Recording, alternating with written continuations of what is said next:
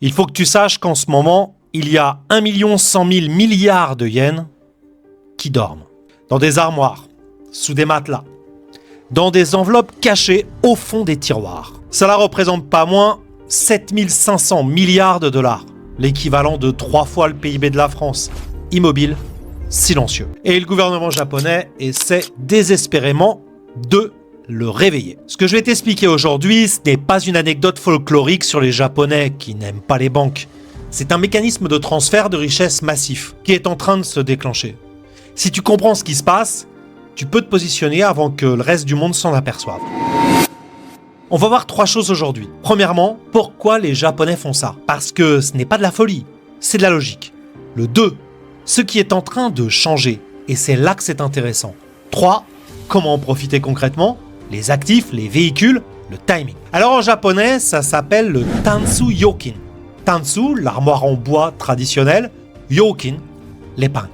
L'argent dans l'armoire, littéralement. Et avant que tu ris, laisse-moi te donner le contexte. Alors nous sommes en 1991. La bulle immobilière japonaise vient d'éclater. Les prix de l'immobilier s'effondrent, les banques vacillent, les Japonais, qui avaient mis leur économie en banque ou en bourse, ont tout perdu. Alors, qu'est-ce qu'ils ont fait d'après toi? Ils ont sorti leur argent. Ils l'ont mis dans des armoires. Pendant 30 ans, la Banque du Japon a maintenu des taux zéro, puis en territoire négatif. Mettre son argent en banque ne rapportait rien, absolument rien. Alors l'armoire, ce n'était pas plus stupide. Il y a quelque chose d'autre, quelque chose que peu de gens savent. La garantie des dépôts au Japon. 10 millions de yens par banque, soit environ 60 000 euros. Si tu as plus que ça en banque et que ta banque fait faillite, tu perds le reste. Alors les ménages japonais ont fait un calcul simple. Si les taux sont à zéro et que mon argent en banque n'est pas totalement garanti, autant le garder chez soi. Résultat aujourd'hui, les actifs financiers des ménages japonais atteignent 2 230 000 milliards de yens, soit 14 000 milliards de dollars. Plus de la moitié est en cash ou dépôt à très faible rendement. 1 100 000 milliards de yens qui ne travaillent pas. Le Japon est littéralement le pays avec le ratio d'épargne le plus élevé au monde. Du cash détenu en dehors du système financier par rapport au PIB. Ce n'est pas un détail, c'est une anomalie mondiale. Les anomalies mondiales, quand elles se corrigent, elles créent des opportunités massives. Pendant 30 ans, personne ne bougeait. Pourquoi bouger? La déflation régnait, l'argent sous le matelas prenait de la valeur. Juste en restant là. Et puis, quelque chose a changé. L'inflation est revenue au Japon, pour la première fois depuis des décennies. Quand les prix montent de 3% par an, ton cash sous le matelas perd 3% par an, en silence sans que tu t'en aperçoives. L'armoire qui protégeait ton argent est devenue une machine à le détruire. Et le gouvernement japonais a décidé d'accélérer ce mouvement. En janvier 2024, le Japon a lancé le nouveau NISA.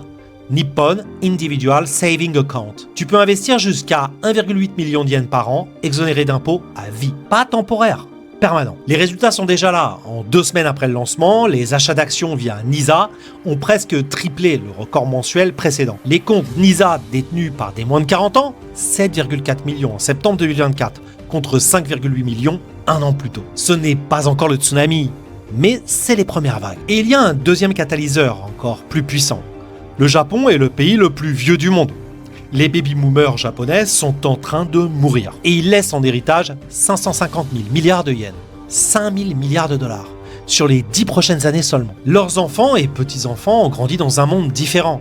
Ils ont vu l'inflation revenir, ils ont vu le yen s'effondrer. Et eux, ils ne mettront pas cet argent dans une armoire. Ce transfert intergénérationnel, c'est l'équivalent du PIB annuel du Japon entier, qui va changer de main et chercher du rendement. Et la Banque du Japon a finalement mis fin au taux négatif, 0,75% aujourd'hui, en route vers 1%. Pour la première fois depuis 1994, taux positif signifie que l'argent en banque rapporte quelque chose.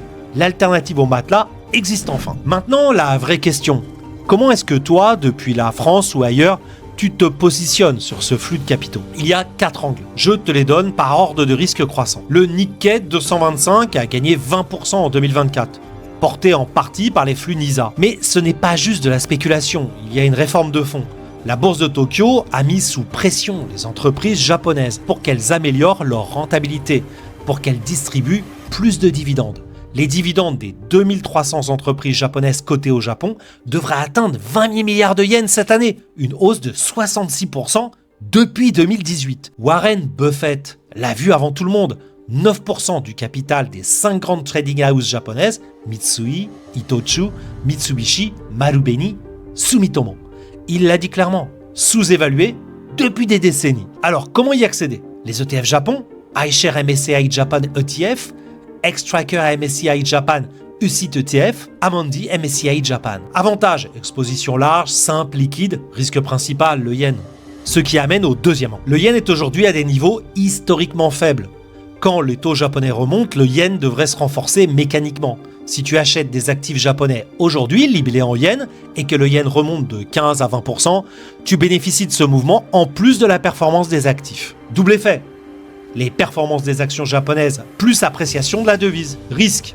La BOJ peut avancer lentement, et si les États-Unis baissent leur taux, le différentiel peut mettre du temps à se normaliser. Mais sur une horizon de 2 à 3 ans, le yen faible est une anomalie. Les anomalies se corrigent. Tokyo. Pendant que Paris, Londres, New York explosaient, Tokyo restait stable ou montait doucement. Pourquoi? Parce que la déflation avait gelé les prix pendant 30 ans. Maintenant, l'inflation revient. La population se concentre dans les grandes villes et les taux, même en remontant, restent parmi les plus bas du monde développé. Des appartements à Tokyo à des prix encore accessibles comparés aux autres grandes métropoles mondiales, avec des rendements locatifs autour de 4 à 6% dans certains quartiers. Pour ceux qui peuvent investir directement au Japon, c'est une fenêtre qui se ferme progressivement. Dernier angle, peut-être le plus contre-intuitif. Quand 1 100 000 milliards de yens sortent des armoires, ils ne s'évaporent pas, ils vont quelque part. En bourse, en fonds, en assurance vie. Les grands gestionnaires d'actifs japonais, les banques qui ouvrent des comptes NISA, les plateformes de courtage en ligne, Nomura, Daiwa, SBI Holding, ce sont des passeurs de capitaux. Et ils vont bénéficier directement de ce flux. Alors, je te donne les risques, parce que ce serait irresponsable de ne pas le faire. Premier risque, la BOJ peut ralentir ou stopper sa normalisation. Si l'économie mondiale se détériore, les taux japonais pourraient plafonner plus bas qu'attendu. Deuxième risque, le yen peut continuer à baisser. Si les États-Unis maintiennent des taux élevés longtemps, le différentiel de taux continue à peser sur le yen. Troisième risque, la vitesse du changement culturel. Les habitudes de 30 ans ne changent pas du jour au lendemain. Ces flux peuvent être plus lents que prévu. Ce n'est pas un trade de 6 mois, c'est un positionnement de 2 à 5 ans. Alors récapitulons un peu. Les Japonais ont 7 500 milliards de dollars en cash dormant. La moitié des actifs financiers totaux déménagent. L'inflation revient et détruit la valeur de ce cash. Le gouvernement a créé un outil fiscal puissant pour pousser à investir. Une transmission intergénérationnelle massive de 5 000 milliards est en cours et les taux positifs offrent enfin une alternative au matelas. Le flux est en train de se mettre en route.